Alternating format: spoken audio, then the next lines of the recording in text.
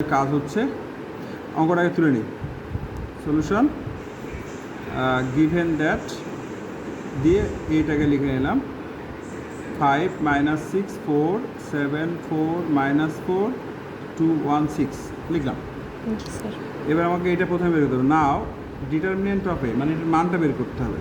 তো 5 - 6 4 7 4 - 4 2 1 6 এটা বের করতে হবে। এটা পরে বের করবো, থাকে ভেবে। এবার আমরা লিখব now we have to find the cofactor elements of determinant of A DTA বা আমরা এটা দিয়ে লিখতে পারি। এবার আমরা মানগুলো লিখব A11 A12 মানে এটার মান আমরা ক্যালকুলেটর দিয়ে বের করব। A13 দাগ দিলাম, A21 A22 A23 তারপর A31 A32 A33 এই 9টা মান আমাদের বের করতে হবে। মানে A11 হচ্ছে এটার সাপেক্ষে মান হবে, 12 এটার সাপেক্ষে, 13 এটার সাপেক্ষে, 21 এটার সাপেক্ষে, 22 এটার সাপেক্ষে, 23 এটার সাপেক্ষে, আর 31 এটা, 32 এটা, 33 এটা। এই মানগুলো ক্যালকুলেটর দিয়ে বের করব। এবার আমার লিখতে হবে অতএব এগুলো কিন্তু বলছি কোফ্যাক্টর এলিমেন্টস। তাহলে এটা দিয়ে যে ম্যাট্রিক্স হবে তার নাম হচ্ছে কোফ্যাক্টর ম্যাট্রিক্স। কোফ্যাক্টর ম্যাট্রিক্সটাকে আমরা নাম দিচ্ছি হচ্ছে এম, দিয়ে আমরা এখানে মানটা পরে লিখব ক্যালকুলেটর দিয়ে বের করে। এটা সাজাইলাম। এরপর আমাদের এখান থেকে বের করতে হবে adjoint of A. Adjoint of A মানে হচ্ছে এমকে ট্রান্সপোজ করতে হবে। সেটাও তোমাদেরকে ওইখান থেকে আমি শিখাই দেবো ক্যালকুলেটর দিয়ে। এর জন্য একটা বক্স করে রাখলাম। তাহলে আমরা এখন কিন্তু মান পূরণ করিনি, এখন আমাদের কাজ হচ্ছে ইনভার্সটা লিখতে হবে। তাহলে অতএব এ ইনভার্স মানে শেষের লাইনটা A inverse is equal to, সূত্রটা হচ্ছে অ্যাডজয়েন্ট অফ এ ভাগ এর মান। এই যে এর মান এটা, আর অ্যাডজয়েন্ট অফ এ মানে এই যে এইটা পাইছি এখানে। তাহলে এইটার জন্য আমরা এখানে এই 1 ভাগ দিয়ে মানে এইটা, আর এখানে একটা বক্স করে রাখলাম কারণ অ্যাডজয়েন্ট অফ এর মানটা এখানে লিখবো। আর তোমার ক্যালকুলেটরে যে রেজাল্টটা দিবে সেটা সবার শেষে আমরা বক্স করে রাখলাম। এইখানে ক্যালকুলেটরের রেজাল্টটা লিখবো। এটা সাজাইলাম, আমি কিন্তু কিছু করিনি, এটা তো বুঝছো। এখানে ওয়ানের নিচে কোনটা দেবো? এর মান, এইটার মান, মানও তো বের করি। এবার সব ক্যালকুলেটরে হবে। দেখো লক্ষ্য করো, প্রথমে এইটা ভালো করে ফোকাস করো। মডে গেলাম, দেখো এখানে ম্যাট্রিক্স নামে একটা অপশন লেখা আছে 6।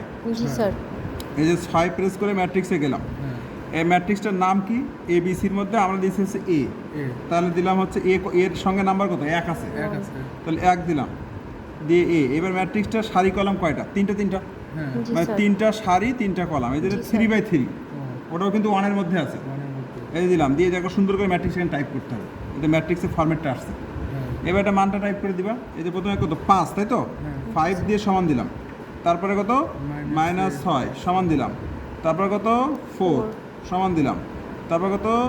7। তারপর কত? 4। তারপর কত? -4। তারপর কত? 2। তারপর কত? 1। তারপর কত? 6 দিলাম। টাইপ করা শেষ, আর এখানে কিছু কাজ নেই আমাদের। এবার এটা এসি দিয়ে কেটে দেবো। কাটলাম। এবারে যে শিফটে গেলাম, শিফট ভিতরে কিন্তু এস লেখা আসছে, শিফট দিয়ে 4 দিলাম। এবার প্রথমে কি এটার মান দরকার? তো যেটার মানটা আমরা জানি না। তাহলে এই দেখো এখানে আছে 7-এ আছে ডিইটি, ওই যে ডিইটি লিখছিলাম, মানে ডিটারমিনেন্ট, ওই জন্য 7 প্রেস করতে হবে। 7 প্রেস করলাম, ডিইটি ডিটারমিনেন্ট আসলো। এবার কার ডিইটি? এর ডিটারমিনেন্ট বের করতে হবে। তাহলে আবারও ওই যে শিফট দিয়ে 4 দিলাম, দিয়ে কার? এই যে ম্যাট্রিক্সে 3-এর মধ্যে আছে, দেখো 3-এর মধ্যে কিন্তু ম্যাট্রিক্সে আছে, আর আমরা কিন্তু ম্যাট্রিক্স এতে টাইপ করছি। এই জন্য 3 প্রেস করলাম, এই যে ম্যাট্রিক্সে আসলো। ব্র্যাকেট দিলে হয়, না দিলে হয়, দিয়ে সমান দিলাম। এই যে কত? 436। মানে এটার মান আসলো 436। তাহলে এই যে এই ভাগটা তাহলে কত হবে? 436 হবে। এটা দিলাম 436, মানে ভাগে এটা দিলাম। আচ্ছা, এবার আমাদের আবার এসি দিয়ে কেটে দিলাম, দিয়ে এইবার কি করতে হবে? ইনভার্স বের করতে হবে। আচ্ছা, এইবার দেখো, তাহলে আবার শিফট দিয়ে 4, এটা কিসের মধ্যে আছে? 3-এর মধ্যে আছে ম্যাট্রিক্সে।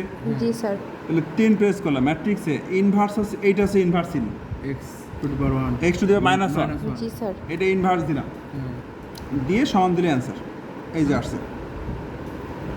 সমান দিলে অ্যান্সার, কিন্তু অ্যান্সারগুলো দশমিক দিয়ে আসে, তাই তো? এবার দেখো দশমিকটা খুবই সুন্দর করে চেঞ্জ করতে হবে, এইচডি দেবা। এটা কত? 7/, এই দেখো এখানে দেখা 7/109। দেখো তো, লক্ষ্য করো। এ 7 এটা ভাগচিহ্ন কিন্তু 7/109 জি, স্যার। প্রথমটার মান এটা এখানে লিখবা 7/109 লিখলাম। এর পরেরটা মানে এই যে পরেরটাই গেলাম এই দশমিক আসছে তো জি এই স্যার যে এসডি চাপ দেবা SD এসডি চাপ দিলে এটা 10/109 এটা হচ্ছে 10/109 জায়গাটা খুব ছোট হয়ে গেল। আচ্ছা যাক এরপরেরটা হচ্ছে দেখো 2/109 তাহলে এটা হচ্ছে 2/109 109 ঠিক আছে তো জি স্যার এবার তারপরেরটা মানে এইটা হচ্ছে এই যে এসডি চাপ দাও এটা কত -25/218 তাহলে -25/218 তারপরটা এই যে এটা এখন কত জানি না আমরা এই যে 11/218 তার এরপরটা হচ্ছে 11/218 তারপরটা কত তারপরটা আমরা জানি না কত 12/109 12/109 ঠিক আছে জি স্যার তারপরটা কত হবে এই যে দেখো এটা হচ্ছে -1/436 তারপরটা তোমার হচ্ছে কত -17/436 ঠিক আছে আর লাস্টেরটা কত লাস্টেরটা হচ্ছে 31/218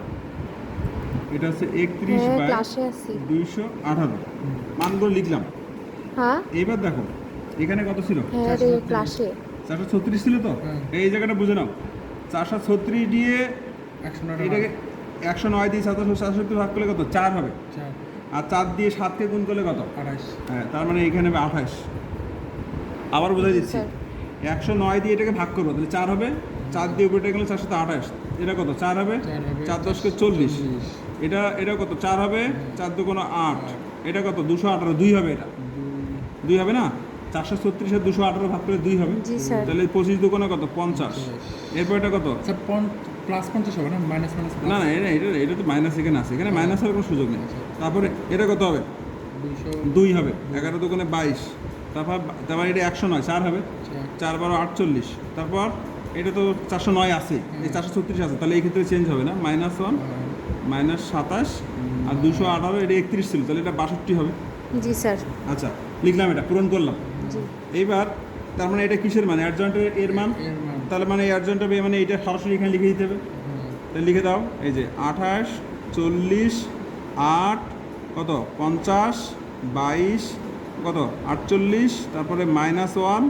-27 62 ঠিক আছে এবার কি করা হচ্ছে কোফ্যাক্টর ম্যাট্রিক্স এম তার মানে একে ট্রান্সপোজ করতে হবে টি দেওয়া আছে না এই ট্রান্সপোজ মানে হচ্ছে এই যেটা কলাম আছে জি স্যার ওটা সারি হবে আচ্ছা তার মানে এই যে দেখো 28 50 1 এখানে প্রথম কলাম প্রথম সারি দ্বিতীয় কলাম হ্যাঁ 40 22 27 জি স্যার আর তারপরে কত আছে 8 48 62 ঠিক আছে আর একটু ছোট্ট কাজ বাকি আছে এই মানগুলো এখানে লিখে দিবা আচ্ছা তার মানে A1 এর মান 28 এই যে 28 জি, লিখলাম স্যার। তারপর একটা হচ্ছে -50 তারপরে -1 তারপরে হচ্ছে 40 তারপরে হচ্ছে 22 আর 27 আর হচ্ছে 8 তারপরে হচ্ছে কত 48 62 জি স্যার শেষ ডান ইনভার্স ম্যাট্রিক্স